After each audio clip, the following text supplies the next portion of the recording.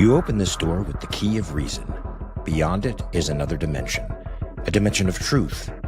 A dimension of freedom. A dimension of joy. You're moving into the land of both the ideal and the real, of the possible and the actual. You've just crossed over into the Capitalist Corner. Where reason meets reality, welcome to the Capitalist Corner. Happy Hump Day, folks. Yes, welcome to the Capitalist Corner. I am your host, Mark Pellegrino, and also the chairman of the American Capitalist Party, along with my co-host, Ziggy, the crazy dog chewing my fingers. No, my co-host today, Michael Liebowitz, also the vice chair, and also the great James Valliant is here to discuss some of the Fauci insanity that you see in the headlines. This is also the flagship show of the Rational Alternative, the great channel here that Michael is building up. Michael, do you want to tell us what wonderful things are on the Rational Alternative? Also, I don't see this thing appearing on X, so I can't post it and retweet it. I posted it to you. Okay, whatever. On the Michael Liebowitz show right now, I have got an interview with Michael Tracy about the Jeffrey Epstein case. I think it's a good interview. Check that out. And of course, on the weekend, we've got Rational Alternative Weekend, and we've got this every day. We've got all kinds of stuff. Mark, but what I really want you to do before we get down to business is tell the audience how cute it was yesterday when Ziggy started howling at me. Yeah, so Ziggy was in my lap. Michael and I were talking, and Michael started making these little sounds, and Ziggy started howling. It was so cute. He would not stop. Yeah, just howling. It was so cute. Right now, he's just biting the crap out of me. Yes. Did you just make all the announcements? I was busy fending off the attacks of this dog. I was thinking about super chats and super stickers that we are very appreciative. If anybody wants to share those with us, that'd be great. And it also would be great if Mark shared this to X. If Mark would share the video I sent him earlier to X. Mark makes all these claims. Oh, yeah, you just send them and I share them. And, of course, maybe he's old. I don't know. I'm with that great hair, it's easy to forget how old he is. I'm pretty sure I thought I shared. You're pretty sure you thought? But then again, I recommended that you check on it, and of course, you found that I didn't share it. Now I'm on your thing right now. It says live, but it's not allowing me to share anything with respect to this show. I just want you to know. Not sure why that is. But while we sort that out, maybe we can. I can share it. Why can't you? I don't understand. I don't know. I'm not savvy that way, man. I'm gonna send it to you, and you can share it. Look at this. There you go. Should we, since we have the amazing Mr. Jim Valliant here, should we start off with Fauci, or are we going to talk about munitions first? Because no, we should jump. No, we. I think that you're right this time. I think we should jump in this time. Right? No, because the thing is I would like to, if we're going to cut anything short, I don't want it to be this. I definitely want to be able to discuss this Fifth Amendment issue, and of course with Jim here, he's the guy to do it. Yeah, so Jim, let me just see if I got some of this straight. So Fauci was to testify. He took the Fifth Amendment 111 times after making an opening statement, basically impugning the proceedings, 111 times. And now there's some speculation that perhaps he did not take the Fifth Amendment. I don't want to say in good faith, but it might not have covered stuff here. Is this true? No, I think that the courts would say this was proper use of the Fifth Amendment, and they would not, in other words, force him to testify if he says this is against my criminal interest. The case law is pretty clear on this. The Fifth Amendment to the Constitution says you have a constitutional right not to be compelled to be a witness against yourself in a criminal case. Now, obviously, that means the prosecution cannot call you as a witness. But it is expanded in its meaning all over the place. So in other words, out of court statements, normally if you were to make a statement to Michael and say, hey, I killed this guy, that would be perfectly admissible. And I could call that witness for that out of court statement, and no one would think that that's a violation of your Fifth Amendment rights. On the other hand, if you're speaking to a cop after you've been arrested, Now it's presumed that it's involuntary, and so that you have to explicitly waive your Miranda rights. Now, it was only in the 1960s. It's expanded in a variety of other ways. For example, a prosecutor cannot even refer to the silence of a defendant, his refusal to take the stand, for example. So if a criminal defendant refuses to take the stand, it would make a lot of sense. It makes a lot of logical sense. Why can't I stand up to the jury as a prosecutor and say, hey, if Michael Liebowitz is so innocent, how come he didn't take the stand and tell you he was innocent? And it's a good, powerful, logical, common sense argument. Unfortunately, it would be total error and would cause an immediate mistrial if I were to ever say such a thing and ask the jury to use his silence in any evidentiary way against him. Full stop. So the Fifth Amendment has expanded in its meaning, but whatever the expansion of the meaning of the Fifth Amendment, and I am see, I'm not an originalist on these things. I think that the Fifth Amendment is the underlying principle that a person cannot be compelled to be a witness against himself has to be expanded in that kind of way. In any case, there could be a couple of arguments here in the. Hold on, Jim. Hold on. Don't go. Don't. I know what you're getting ready to do, and you're getting ready to go way ahead of me. This is what he does to me all the time, Jim. I just want you to know this is. Dude, please do not compare what goes on with us to what Jim does to me. They're two are totally different. But Jim, I want to get set to stage. You brought in some modern Fifth Amendment law, but I want people to really understand the importance of the Fifth Amendment. So can you tell us a little bit about the history and the meaning? Yeah. Okay. The idea that you can't force a confession from someone is a very ancient one, indeed, in English law. Not to say that English law has been respectful of that right. Indeed, there have been notorious examples where people were compelled to be witnesses against themselves. The notorious Star Chamber proceedings, for example, that convicted Anne Boleyn, the second wife of Henry VIII, for example, or that the Stuarts used when they were fighting the parliamentarians. Those were private proceedings where people could, in fact, be compelled to be witnesses against themselves. And, of course, torture was routinely used. You know, in ancient times, if a confession didn't come from torture, it was inadmissible. So we flipped the script on that one over the last 2,000 years. But over the last, thank God, torture has basically been frowned upon in the law. And so, yeah, so the importance of the voluntariness of an admission or a confession is central to our criminal jurisprudence. It was central by the time of the Bill of Rights. James Madison said, you can't be compelled to be a witness against yourself.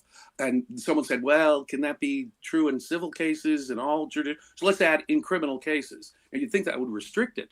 But actually, as time went on, as I just explained, the Fifth Amendment, right against self-incrimination, has expanded to include out-of-court statements, a variety of the use of that testimony, a variety of other elements. Let me put it that way. Now, getting back to Fauci, there's just no doubt in my mind that that Rand Paul, he says, look, he has in effect been granted immunity with the Biden pardon. Since he had a pardon from Biden, that is the functional equivalent of immunity. Now, we need to get to the concept of immunity here, because a prosecutor can compel someone to testify. All they have to do is say, you know something? Your statements can never be used against you.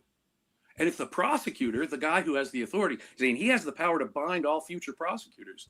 So I sign a contract with Mark and I say, Mark, you have to testify, and I'm never, ever, ever going to use this testimony against you in any way, shape, or form. So you either have prosecution immunity or I'm not going to prosecute you at all, or just use immunity. I say, this testimony you give will never be used against you, nor will any evidence found from it, right, be used against you. That immunity compels the person to testify. They can no longer say, I take the Fifth. The judge says, I'm sorry, you have no Fifth Amendment right. You've just been granted immunity. So what Senator Paul was in effect saying is that a presidential pardon works the same as immunity. It does not. For example, as was pointed out, he could be prosecuted by states. I don't think that's likely, but the theoretical possibility that he could be prosecuted on the state level, a presidential pardon cannot handle state crimes. And so his Fifth Amendment privilege will still be, the presidential pardon does not cover all of his criminal liability here. There's state liability. And just on that grounds alone, I would think that. Now, the other thing you could say, and this is what Rand Paul said, he made a statement before. We have been around this block before, though, too. It is not cricket. If you're going to take the Fifth, you have to shut up. In other words, if they had known he was going to take the fifth, and they did kind of know he was going to take the fifth, they could have said, "I'm sorry, you don't get to make your little statement. We can shut you up altogether." Now, notice this is not a criminal proceeding. The reason why I brought up the in a criminal case part of the Fifth Amendment is you think, well, wait a minute, this is congressional testimony. Congress is simply doing an investigation. There's no Fifth Amendment privilege against incriminating yourself in a congressional hearing in a criminal case. They added specifically, which would seem to, no. Because of the expansion of our understanding of what the right against self-incrimination means, it includes that, incorporates that. Any testimony you might give, congressional testimony or testimony in court at a criminal case. Make sense? Jim, yes, so there's a few things. One is that Fauci has not testified since he was given the pardon until yesterday, until the 29th. So it's not as if he could be held accountable if he had perjured himself after giving the pardon up until now, right? Because he hasn't. Also, he can't plead the fifth because he's afraid that even if he tells the truth, it's going to be misconstrued and he's going to be charged with perjury. He can't use that as the excuse. Let's take this step at a time. Okay. Professor Alan Dershowitz has made a very good suggestion. Why don't the Congress give him use immunity and just give him immunity? And that way he can't take the fifth and he can be compelled. He can be thrown in the hoosegow if he doesn't answer questions. So, So grant him immunity, strip away, do what Rand Paul says the pardon had done. We can do it by other means, immunity. Now, when a person has been granted immunity, there's been a challenge that says, wait a minute, how about if I get prosecuted for perjury for this testimony? The courts say there's no such privilege. You can be prosecuted for perjury on a grant of immunity if you lie. So you don't have, in other words, your right against self-incrimination does not include an anticipatory perjury prosecution for the testimony you're giving. Does that make sense? It does. So here's the thing with that, right? Is that if he testifies and he said, they ask him, were you involved in funding gain of function research? Just a simple question. He says, no. The problem is, and I didn't know this until the other day, there's so many, there's different understandings of what gain of function research is. Well, so if he says, no, there was no gain of function research, but they can show that under some definition of gain of function, he did fund it. How do they sort that out? And is he then in a position of basically having to make an affirmative defense that he didn't? No. The burden, try a perjury case. It ain't easy to do. So what you have to do, the burden is on the prosecutor to prove that there is no ambiguity. Any ambiguity in the statement cuts in the favor of the person accused of perjury. Okay. Any ambiguity. The prosecutor must prove beyond a reasonable doubt that the defendant knowingly told a falsehood.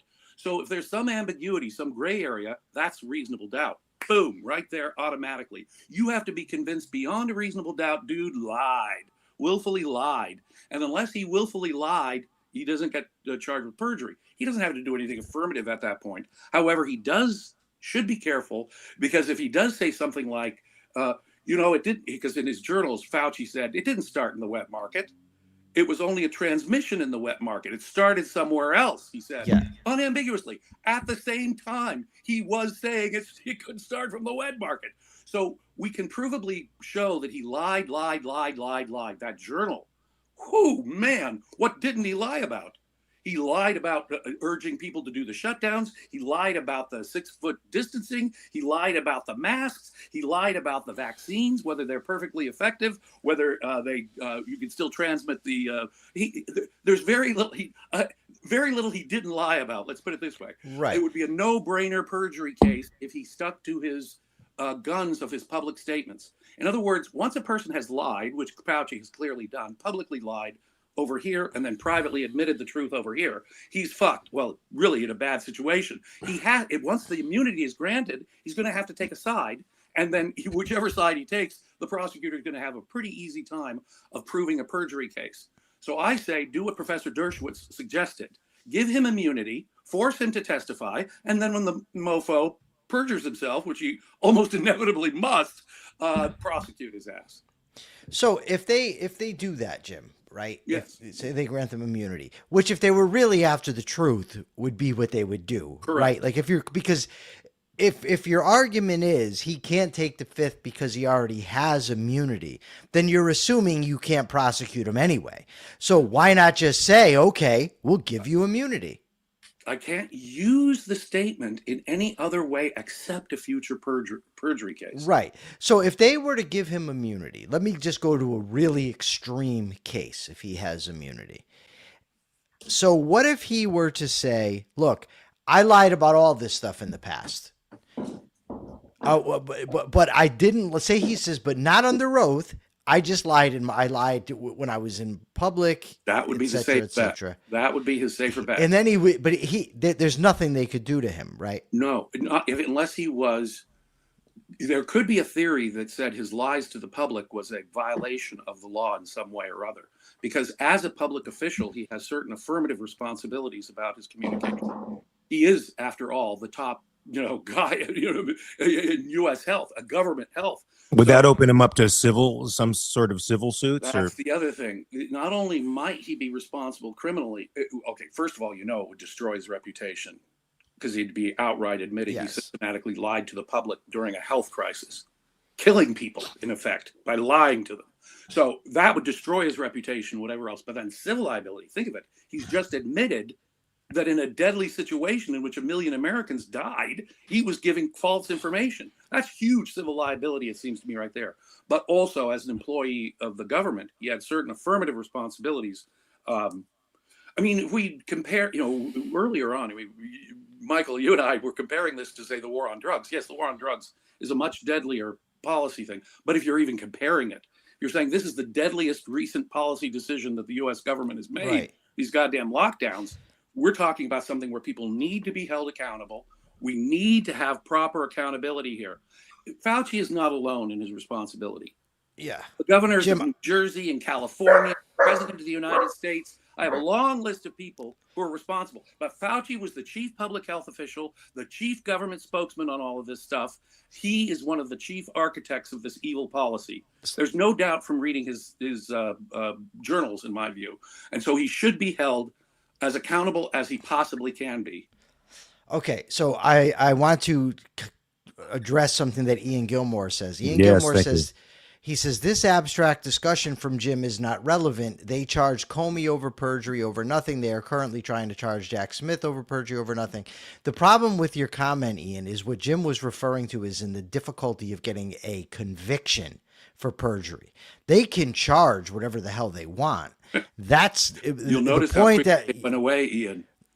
Yeah. You won't even a charge that's that empty won't even see a jury. Okay. Well, that's the thing. They charged the guy over the reflecting pool, but when the rubber met the road, they backed off of it, and I suspect it might happen here. Or a preliminary hearing with that. See, my friends, we have criminal law. We have definite protections which allow criminals to, people charged with crimes, not criminals, people charged with crimes to have their cases. It's much better than in the civil world. Civil cases, you might not get a resolution for 2, 3, 4 years. In criminal cases, there's a speedy and public trial demand, also in the Bill of Rights, and that requires the government to put up evidence to show that they're not just arbitrarily charging someone. Whether it's a grand jury indictment, which is also required by the Bill of Rights in a felony case, or a preliminary hearing, which the Supreme Court has said is the functional equivalent, because actually the defendant is there with his attorney and gets to cross-examine the evidence, unlike a grand jury. So a prelim grants a defendant even more rights, and so that's considered the functional equivalent. But you have to either go to a preliminary hearing or a grand jury, or you just get to charge a guy with a felony, and he's got a speedy trial right for those things. So, yeah. I think Ian goes on to say Jim's claim about him lying about vaccine effectiveness, et cetera, is garbage. No. What do you say about that? My own ears. You're killing people if you don't get the vaccine. You won't get, I heard him say it. You will not get the disease if you get the vaccine. I know lots of people who had the vaccine. But could he have just been mistaken? And would that be the same thing? Could he be charged? No. It would be an extraordinary vaccine that was perfect. No, in fact, they were making magical claims for the vaccine without evidence. So the burden of proof goes the other way around, Mark. First, prove to me that it's perfectly effective as you're claiming it is, and that I'm killing people if I don't get the vaccine, which he was outright saying. Well, and I don't. The problem I'm having is I don't. There were so many different people talking about these things, but I do remember various public officials saying at the beginning that getting the vaccine will stop you from contracting the virus and stop the virus from spreading. Later on, they came out and said that the vaccine is only meant to stop you from getting very ill. They had qualifying it big time. Well, but I don't remember with their own eyes. No, it was the facts on the ground where people could see people are having reactions. In fact, there's a pattern of reaction. Most people don't get a reaction. It's safe. Ian Gilmore, I get the damn flu vaccine, even though it's only 40-some% effective. At least they're not BSing me about the level of effectiveness. Right. I'll take the 42%. Thank you very much. Jeez. Right, and my cardiologist advised against it. My cardiologist advised against any other COVID vaccines because I've had 5 or 6 of them. And she asked me in my last checkup, did you get another COVID vaccine? I said, I haven't actually. She said, don't. Now she's not a conservative wacko. She's, the idea of giving the vaccine to children was insane. Just insane. Children didn't die from it. They had a lower fatality rate than the ordinary flu from it. And I do know a number of young people in their 20s who have neurological issues that seem to have come from this vaccine. It needs to be further explored. And until there are long-term studies, I wouldn't give a vaccine to a kid anyway if it's something that kids aren't dying from. Kids didn't die from COVID. They died more from flu. And we knew that relatively early on. We knew that in the spring of 2020. Only they didn't make that known. The government totally manipulated us here. Yeah. Dr. Fauci pulled the 6-foot distancing thing clean out of his ass. The masking thing clean out of his ass. These people were so once you get a few lies like that, just total pull it from the sky lies, and then you hear other falsehoods, you put that pattern together, I'm afraid it ain't going to look good. Yeah. James, so, Ian, continue. Did you? Can I say this one more thing, or did you want to pop in there, Mike? No, I'm going to address it. So, it says here that early real-world data in clinical trials for the original COVID-19 mRNA vaccine showed that they substantially reduced the contraction of symptomatic and asymptomatic SARS-CoV-2 infections by roughly 80 to 90% when matched against the circulating ancestral strains in early 2021. However, this ability to completely block infection waned rapidly over time and dropped significantly with the emergence of heavily mutated variants like Delta and Omicron. So what I want to know, and I don't know if I can find this. Only 80%, and they were acting like it was 100%. And then it was declining from there. Jesus, we were lied to. Yeah. Officially, by the government. I'm trying. I wanted to discuss the Fifth Amendment thing, and now we've gotten kind of off into this other stuff that I. Let me put it this way. I think Rand Paul's statement was false. I think that he's trying and I think if you listen to him carefully, he's trying something novel here. It's never been tested whether a pardon is the functional equivalent of immunity. It's an interesting legal question, but that's the assertion he's making, and he's kind of making it as a theoretical assertion too. So interesting. Let's see it. You know what I want to see tested? Look, Fifth Amendment aside, can we make inferences? Now, if I'm a jury deciding your guilt or innocence, Mark, I can't make inferences. If I'm sitting out here as just a member of the public, you're damn right I can make strong inferences from someone making the Fifth Amendment. For example, given the full context, why did O.J. Simpson not take the stand? Because he's guilty, and he would have looked guilty had he done so. That is a simple inference to draw from O.J. Simpson's taking the Fifth. A person taking the Fifth does not mean, we can't judge the guy now. No. You, the ordinary person, are free to draw. Look, he was a public health official. He was pardoned. And now he's taking the Fifth on the color of his tie. It's quite obvious that the man did not want... But he has to. He has to, because if he starts talking about anything, then he has to talk about everything. Okay, I want to address the stuff that Ian was saying. He could have answered the color of his tie. I thought once he started talking about anything. Well, hold on. No. Can we back up for a second? You can Okay. limit your taking the fifth to 2 questions of 100. Really? Okay. Yeah. Well, according to Dershowitz, you Yeah, can't. Dershowitz said you have to go it 100%. It depends. It And depends. Dershowitz says once you start answering questions, you're opening yourself up to answering questions. On the topic. That's why the previous statement won't screw Fauci. Look, if that were true, Fauci's original statement. See, but don't you think that incriminates him a little bit in the minds of people if he answers selective questions and then and then applies the fifth to others? To do it across the board just shows that he's, protecting himself across. That's my opinion. Okay, Look, giving your name. I've been there in court when it's happened. Giving your name, for example, does not open you up to not being able to take the fifth. It has to be connected. So anyway, those simple questions like that. No, the man was a public health official. He owes us the information. Okay, he owes the world this information. And if I Okay. were a public official doing this, I would say, okay, I may have criminal liability, but guess what? My responsibilities to the public outweigh that considerably under this circumstance. He's putting his own criminal interests, even though he has a pardon from Biden. And I find that despicable too. He knows he's not likely to be prosecuted. Oh, I disagree with that. I disagree with that. I think I disagree with that Jim, you're stretching it there, Jim. Yeah. Look, I mean, listen, I was just ready to go to bat and defend you full line with Ian Gilmore. What happened to the Comey but that statement, what happened to the Comey case? I'm not worried about what happened with the Comey case. So that you're talking about what Fauci knows. That's the Comey case is a lot more flimsy, and I think they would really go after Fauci. Let me turn the tables around. I would try a prosecute if I worked for Trump's Justice Department. Yeah, despite the pardon, guess what I would try and do? I would try and challenge the idea that preemptory pardons, preventative pardons, are valid. Let's test that to the Supreme Court. Yeah, but Jim, then how can you then turn around and say he knows he's not likely to be prosecuted? It's not like, well, you want to take a bet right here? No, because he has a pardon. The feds are the ones who are going to prosecute him, not the states, and that pardon's going to hold. Okay, but you just said you would try if you were the prosecutor. So how do you know that the Trump people won't do the same thing? Even with my trial. But what makes you think Fauci knows that? Look, even if he doesn't know that, 1 million people died. I'm in charge of this health problem. I'm going to tell the public. I got you, but that's not the same thing as what you just said, Jim. Right. No, but the point is, he also has gotten the legal advice, surely, that his pardon will probably be good. Right. So anyway, Ian, as late as December 14th, 2021, the Biden administration was still claiming that you would have immunity if you got the vaccine.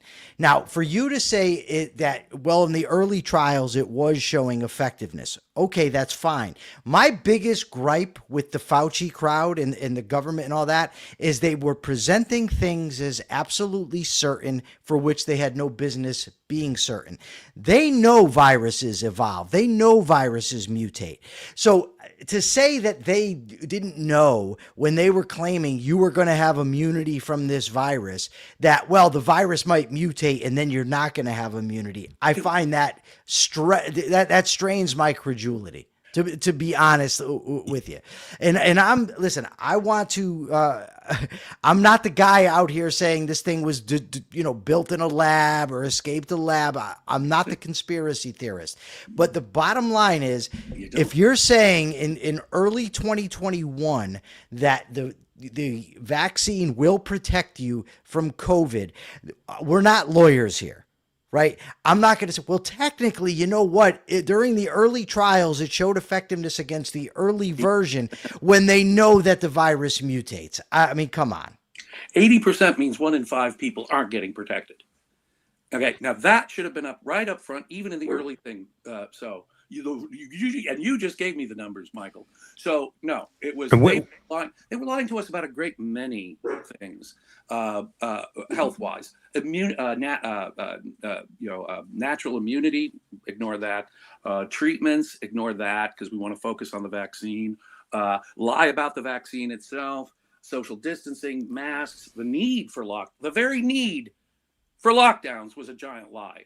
Okay, so, and this guy was an advocate of it, and he was twisting arms, both federal and state level Dr. Fauci. He is. What do you mean complete, Jim? Here's my issue that I'm having, and you might be right. I'm not saying you're wrong. I'm just saying that somebody can be wrong without lying. Are you saying that? That's a lot of wrong. Hold on. Okay. Well, that's fine. What I think, and here's the thing, and this applies to Trump as well, as we found out from his interviews with Bob Woodward. So everybody who's so upset about Fauci lying, well, let's be upset about Trump, because Trump actually, not you, but Trump actually told Woodward, Trump told Woodward, yeah, I lied about how dangerous the virus was because I didn't want people to panic. And I think that there was some of that with Fauci as well. But what is there evidence that he knew these things were not effective and was out there saying that they're effective? Okay. Or is it a case where he had doubts? Scientists wait for evidence before they assert something. I'm not disputing that, Jim. I'm not disputing that. To know that what he is saying has been proven true, Jim. I'm not. He lets it escape his lips. But Jim, you're not addressing my question, Jim. I'm not suggesting that he behaved appropriately. What I'm asking you is, was it a case where he had some evidence of something and presented it as certainty, or was it a case where he knew that what he was saying was absolutely not true and put it out there? Okay. There aren't there sections of the diary that where they claim that he asserts one thing publicly and another thing privately. So right? Hold on. Something like this, for instance. Yeah. In public at the time, he was implying or saying explicitly that there's no chance this came from a lab. In private, he says, well, there's this slight chance, and you get into these probabilities and in this and that. You know, the 10 out of 12 said it's possible, whatever. So we've got this virology lab there. That's a straight. That's not Jim. That argument like that doesn't really hold. It really doesn't, because there's all types of things in life. What are you saying? So don't you think he should have been fully transparent about that? Yes, I do. But what I'm piece of evidence. Listen, I think that he should have been transparent and wasn't. I think he explicitly lied in relation to masks. Cover up is itself evidence, is it not? The what? China covered it up. They destroyed evidence. The World Health Organization will never know. I don't know, but I don't know because it's quite obvious that China destroyed the evidence. Yeah, China destroyed evidence. That's not proof that it came from a lab, Jim. If they were innocent, wouldn't it be less likely for them to be lying? The Chinese communists lie. I'm not going to read into them about everything. No, they lie. You're implying that they wouldn't have destroyed evidence of the virus. No, I'm not saying that it automatically proves they're lying. I'm saying all of the things being equal. No, that's not what I said, Jim. I'm saying is no. You're saying that it's evidence that this thing came from a lab because the Chinese destroyed evidence. Right. The fact that China lied about something may mean they have something to hide. It's more likely. Hold on. Yes, Trump. All I'm suggesting, Michael, is that there's a whole raft of other circumstantial evidence. Yes, that's true. What I want you to get at. This guy doesn't want to hear the lab link theory. Like this is why I don't even like talking about this stuff, because people can't have discussions. He's leaving the stream. We're toying with the lab leak theory. No, thanks. There are people out there that believe it was a lab leak. Serious scientists do. I don't know. I don't know either. Yeah, Steve. The one thing he's left. He's gone. So what's the point of addressing him? I'll say it for the people who are out there who are triggered by the conversation that we're having. This is the kind of dialogue we need to have. I mean, there's a lot. No. You can't. You can only put on people that absolutely agree with everything that somebody says. Yeah, this kind of tribalism. That doesn't ruin things at all. That doesn't cause any problems. It's madness that there are people who simply can't handle this because they've come down so hard on one side or the other, that the evidence that contradicts their preconceived ideas makes them so angry. Rather than checking their premises or listening to the rest of the argument, they have to fucking leave. It's ridiculous. Well, it's not like Michael, James, and I are on the same page about this and promoting some single theory. I don't know. Yeah, we're saying we do. I'm saying I don't know. I certainly really don't know. don't know where it came Although from. there are some All things I I'm can. saying is that there's a whole some bunch of things- evidence that There's could some seem things to that are weigh on clearer either than side, others. and when you take one side, you dismiss. Yeah, but really, what I want to get at, Jim, what I'm trying to get at is the degree of dishonesty. I'm stipulating when you present yourself as certain of something when you're not, that's dishonesty. Right. What I'm asking you, because you read the diaries, I've only read excerpts. I've read a bunch, not all of them. Yes. Okay. But what I'm asking you is there evidence that Fauci, for instance, says, he might say it's 100% certain 6 feet distancing, whereas he thinks it's probably going to work, but he's not 100% certain? Or does he know it's bullshit and he's lying anyway? And he's saying it anyway? That's what I want to know. If you lack affirmative evidence that it's true and you say it as a public health official, you're lying. Well, so what did he say? That's not really answer. He said in the diary he knew it wouldn't work. If he says 6 feet and he pulled it out of his ass, that's a lie. Okay. But did he say that in the diary? Did he confess that in the diary? No. As far as I could tell, maybe he did, but I didn't read anything about the social distancing. We just knew the social distancing was crap for a long time. And and we knew he had no basis for it. And he said that? I don't think he ever admitted that, but okay. there have been health officials who said there's no basis for it. In fact, they've done now the studies that show that's if you'd ever done this. That's true too. You know, it's like Aristotle and Galileo. Just drop the damn thing and do the experiment. You don't go around, but like Aristotle, if you say, was Aristotle lying? Well, in one sense he was, wasn't he? He hadn't done the damn experiment. If Aristotle was a gravity official for the government, I would say Aristotle was lying if he didn't do the experiment and said, you know what? The heavier object will hit the ground first. That's not science. He's got scientists out there disputing him, and he says, I'm the science. Okay? It wasn't just the mystics. That's not what he said, Jim. He didn't. This is why we're getting into trouble. Michael and I so already had this issue. We already had this issue. because Jim, like when people question me, they're questioning the science. No, he didn't say it like that, Jim. That's not what occurred, man. Come on. What he said was, I'm representing the science. They want to criticize the science, so they're attacking me. That's what he said. He didn't present it like... reviewing this, there's precious little connected to science in anything he said. But that's not what you just said, Jim. Come on. He's not science. He's the opposite. No, that's fine, but he never made this claim. He was saying they're impugning his character and they're attacking him, and by doing that, attempting to disprove. That was their motive. He's not saying I am the science. That's not what occurred. When people, no. What he was what he was being asked to do is address his critics. Listen. I'm not trying to defend Fauci. No, I don't want to have any scientific credibility as he's making. No, that's not true. He was talking about Ted Cruz specifically. Okay, come on. Ted Cruz was not at the time. Ted Cruz was actually questioning these scientific things at the time.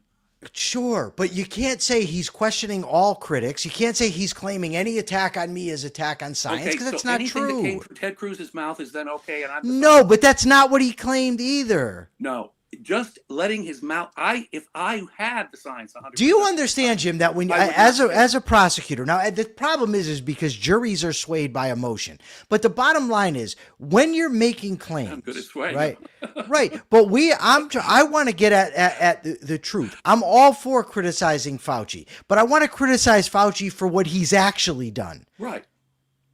The same thing, like I want to criticize Trump for what he's actually done. Why do you think that he did say things without any basis? What I'm very loath to ever ascribe motives. What I tend to think was going on at that time with not just Fauci, but with Birx, with Trump, with everybody. I think that they were hit with this virus, didn't know really what to do. They had to kind of work it on the fly. But instead of telling people and being upfront and saying, listen, this is new stuff, we're not positive, but this is what we think, they presented themselves as a unified front of certainty. That is very problematic in my view. It's dishonest to do that. But when you then get into stuff and you say, well, he said this when you're taking him out of context, that deflects from the real critique of what actually occurred. Part of the entire mosaic. Every bit of these, every one of these statements has to be looked. Look at me. I'm Mr. Integration. I know when he's saying it in a very specific context. And once you've loaded up the whole of that context, it suddenly sounds like he is totally an argument from authority and dismissing his critics altogether. Yes. I have no problem saying that the Anthony Fauci and the rest of the community argued from authority, dismissed critics. I don't disagree with that. And thought their position in government allowed them to lie, to manipulate people. Yeah, I don't know that they said, we're in government, it allows us to lie so we can manipulate people. You quoted Trump as basically admitting just that. Well, Trump's the only one. Well, Trump's statement and Fauci's statement about masks are the only two I know for sure. Same applies to his statements about the vaccines, surely. And when you think about the context of the other things, it's quite clear why he's saying it, isn't it? What do you mean? I'm kind of lost to manipulate the public's behavior. Distancing, masks. Yes. But the thing is, even if I have to skip the truth, it's a noble lie. No, listen. Yes. The noble lie is expressing things as certainty when they're not. It's not making things up out of whole cloth just to lie to people. I think that they were dead wrong, but I think that they figured the stuff they were saying was probably correct and it was going to save lives. And then they justified it based on that. To believe much of but that's fine. That's fine. They had fine to have the positive evidence for what they said before they said it. Well, I know this beyond a shadow of a doubt. If Jim Valliant has the flu in California and I stay here, I'm not catching the flu from Jim Valliant. So I know as a matter of fact that some degree of distancing works. Yes. I don't know the exact number. So they threw a number on it, which was dishonest. Personally, I don't think that they should be passing laws on that shit. And I don't care if it is spreading. It's not their fucking business. That's the whole thing. This is all premised on the idea that government somehow had a role here in properly shutting down the economy. And I agree that they don't. Lives. Look, yes. Let me just say one thing. Your safety is your responsibility. Right. If you want to wear a hazmat suit, you can. If you want to stay at home under house arrest and have everything delivered by Amazon, you have every right to do so. If I want to keep doing my job, I have an absolute right to do so. Yes. And your fear of catching a disease, given the statistics on this in particular, is no grounds for you to shut down my life at the point of a gun. Yes, and that's accurate. And that's kind of my point, Jim, is that I want to make accurate arguments. I want to make the accurate case, precision accuracy, and hyperbole doesn't do that. And a scientist speaking for the government, when he's giving specific information, I presume, okay, he knows what 6 feet is. Oh, he knows that being in an enclosed room within 15 minutes in a 20 by 20 space, everyone's going to breathe the same air. Yes. Okay, so he knew those things ahead of time. We knew them already. Right. Listen. We knew the reason behind surgical masks. I mean, it's not as though there was no science on these things. He ignored actual science on these things. Okay, so this is again where I think you're wrong. You're saying that Anthony Fauci knew that these things were counterproductive and said, go do them anyway. I'm pretty sure he had no basis for the masks and the social That's not what I just asked you. He needed a basis or he's lying. Okay, that's not true, Jim. Oh, it is. People are wrong all the time without lying. If you were to tell me, it was somewhere between 2:00 and 4:00 it happened, and I realized it happened at midnight, I would say, if you didn't, and I say, what was your basis? Well, I didn't really have a basis. You lied. Yeah, that's what you're assuming. You're assuming that he's saying I have no basis. I don't believe that. You have to show me where Anthony Fauci is saying we have no basis for any of this. We're just saying go out and do it. No basis. Jim, he needs to provide that. The burden is on him. Jim, for the love of everything holy. Jim, Jim, you are equivocating so much on this. It's driving me nuts. No, you're not getting it, Michael. No, I am getting it. No, because the bottom line, we're talking about his mental state, Jim. I hate to interrupt, guys. I hate to interrupt this very interesting back and forth, which is interesting. But we do have an actual scientist weighing in here, Michael, if you want to read her. No, because what she's saying about the science is what I'm talking about is the person's mental state. Mens rea, guilty mind. And that hinges on, does Anthony Fauci know that he is presenting things to the public that will not work? No. Does he have a basis for believing what he's saying at all? Oh, but that's a different question than what I'm asking you, Jim. No, but it's still a lie. It's still perjury. It's still what I'm asking you, Jim, is does Jim people's behavior with falsehood. Jim, why won't you just answer the question? What's the question? My question is simple. Did Anthony Fauci knowingly tell people to do things he knew either wouldn't work or would harm them? What did he know that? That's what I want to know. I'm not saying that what he did was okay. I want to know the exact nature of what we can glean, the exact nature of what he did. That's enough to prove the lie. Okay, you're saying, okay, Jim, okay, you just made an affirmative claim. He had no basis. He knew he had no basis for the assertion. If there's no basis. What? Oh, hold on. No, having no basis is not the same thing as knowing he had no basis. I want to know, what evidence do you have that he knew there was no basis? He could never, if there was no basis, he could never have thought there was no basis. He could. So yes, he could. People are mistaken in what they have for a basis for their beliefs all the time, Jim. There's a study out here that he could have said, oh, geez, there was this mistaken study out there. Geez, no, there was no such evidence, Michael. He's the one who has to prove. No, I know he has to. Jim, I'm talking. Jim, I'm talking about. If he doesn't have a basis, then he's lying. Jim, if you said he knew he had no basis. I don't see a basis. The inference. That's not the same thing, Jim. You're not seeing the basis. You're asking me to consider an arbitrary possibility. No, I'm not. I'm asking you for the proof. Until I see the basis, he's guilty. I'm not asking you if he's lying. That's not what I'm asking you. Pretend that there might be a basis somewhere. I'm not pretending there's a basis either, Jim. I see it. The question you claimed, what you claimed was he knew there was no basis. Right, and that's a natural inference from their being it. No, it's not. Yeah, because what you would know, Jim, so hold on. So different people don't have different evidentiary standards for their beliefs. Give me the evidence. I don't know what the evidence is. There is none. But does he know that, Jim? It's the burden of proof with God. It's the same thing. No, it's not. Yes, it is. Here's the thing. Until I see the evidentiary basis that he had, he was a liar. Yeah, Jim, just because you don't see a basis doesn't mean Fauci knew there was no basis. No. In this context, we are likely to have known what that basis was. They would have presented it. They would have put it. It would have been headline news. Oh, we were mistaken about this study. Oh, it was this study. No, we got no such thing. Okay, so the evidence is a lack of evidence. The evidence for saying Fauci knew is that because he didn't claim it. Affirmative assertion about fact, I see no basis for. He needs to cough up that basis or he's lying. Okay, I'm all for it. He should cough up the basis. Right. That's not the same thing as saying he knew it. Yes, it is. No, it's not, Jim. It really isn't. If he did not have a basis, then he knew he had no basis, right? It's a natural inference. If no such evidence is ever produced that he had a basis, one could naturally conclude he lied. Oh, Jim, people who believe they've seen aliens have no real basis for believing it. They think they have a basis, but they think they have a basis, but they don't. Right. They hallucinated. But they don't. Context.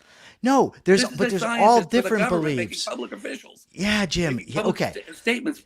Listen. Based on all kinds of things. Okay, so we could settle this. So Jim is wrong, Mark is silent, and what I want to know is, are we running out of munitions? We're gonna switch topics now. You guys have exhausted this one. I mean, what are we gonna do? Keep repeating the same thing? We've essentially gotten nowhere with this. So I don't know. Have we shed any light on this? Well, no, we did what I want to do. This is the point. I'm not a person that wants to bring people on here who are just always going to say what I think, what I believe, and just put it out so everybody can just soak it up. If anybody's looking for that, I'm never going to be that person. Ever. And I'm never going to be your yes man. Listen, Michael. no, I'm never going to be Leonard Peacock's yes man. No, and Okay? if people come on and I disagree with them, I'll say so. Right. That, you know what I mean? But That's I'm why not I'm going to here. do. I'm not going to say, well, look, these guys in the audience think Jim is full of shit, so I'm not going to put Jim on. I'm not doing that ever. I will never ever be that human being, ever, Thank you. ever. Like I'm not that guy. If I don't think I can defend my beliefs, I should just shut up. Right? So what do you guys want to do? I don't understand that way of thinking. But I do know that this particular argument has run its course. So I mean, yeah. So I mean, what am I going to do? Yeah. Jim's going to say yes, sir, and I'm going to say no, sir, and and what am I going to do? Poke him in the eye like I'm Mo? I agree. Well, it just shows how absolutely controversial this topic is and how necessary it is for us to be talking about it. And some of the responses in the comments where people just couldn't bear to have the conversation or sit within the argument. Yeah, look, the argument that early studies show that a particular strain of the virus could be largely prevented by the vaccine. To me, if you're a scientist, you ought to know that does not mean that long term that the vaccine is going to protect you, and you ought to be telling people that. That's what I think. And this is a whole kind of virus. It reminds me of Abraham. No, technically it was true. She was my sister, but she was also my wife, right? So technically, yes, it's true. The early vaccine had 80 to 90% effectiveness against the early virus. Yes, but that's irrelevant when you know you have a mutating virus, which viruses do mutate. Right? Okay. So we're not going to get, look, I'll say this. Trump is again at the door. He's making deals. He wants to make a deal with the Iranians. There's people out there saying that our munitions are depleted to a large extent, which is not a good thing. All of that sucks. And with that said, we're going to have Mark give the capitalist thought of the day. Well, no, we're going to go over yesterday's answers because I have to leave. Well, I want to leave because I have to prepare for a debate. So now I'm all jacked up and I got to go debate this guy on socialism. And Mark's dog is barking. I was just warming you up, Michael. Getting you in the mood. All right, live. I got to find out. Okay. So you asked if Trump should be prosecuted over the, what's it called? The Truth Social, allowing people to buy the Post. So Greg Doherty says, prosecuted ? Selling early access to Truth Social Post emphasizes how our president has way too much power to initiate force. Although terrible behavior, the more useful reaction is to focus on the root cause. Even if the wretch were executed, it wouldn't solve anything. So that's his take on it. Okay. All right, Mark. Interesting point. Hey, one thing that this conversation I think has taught me is that there are two things that should be separate: science and politics. You cannot mix the two of them because inevitably you get this kind of stuff where political interests are going to cloud science to such a degree that nobody will know what's true anymore, and you'll have nothing but my contention. YouTube link didn't work. You know, that's really what bugs me the most is people like Fauci and Trump thinking that the government has some authority over you making your health decisions. And of course they assume it, and they just assume it. And that's perhaps the most disgusting part of that whole thing. I don't know. My YouTube link just worked. And I don't know. Someone says absolutely so. And I'm continuing with my capitalist thought of the day. In a capitalist society, as politics and economics would be separate, so would science and politics be separate. The place for government is to the protection of rights and the inviolability of property, and that is it. They don't belong in science. They don't belong in education. They don't belong in housing. They don't belong in medicine. They don't belong in any other aspect of human life. That is your responsibility. And we at the American Capitalist Party would like to give you that again, that moral agency, that self-direction that we think the American people have ceded to all the wrong folks in Washington and in their state capitals over the last 100 or so years. So we envision a society where you are free to make these kinds of decisions and where science is free to pursue knowledge and truth without the interference of the political class. That's what I have to say about capitalism, Michael. Thank you. The question is, do you prefer your media? This guy keeps telling me the Capitalist Corner link is not working in YouTube, but I just clicked it in YouTube, so I don't know what to tell you. I thank you for the information, but if I go there and click it and it works, and I see that multiple people are watching on YouTube, I think it might be something with your system. My question is, do you prefer your media to agree with you always? Do you want talk shows where people come on and just agree with you? That's my question. And other than that, we're going to take off for today. So Mark, take us out. All right, guys, you got 23 hours to check your premises. This is what all smart people do. So do that little thing for me, will you? Check those premises. Peace.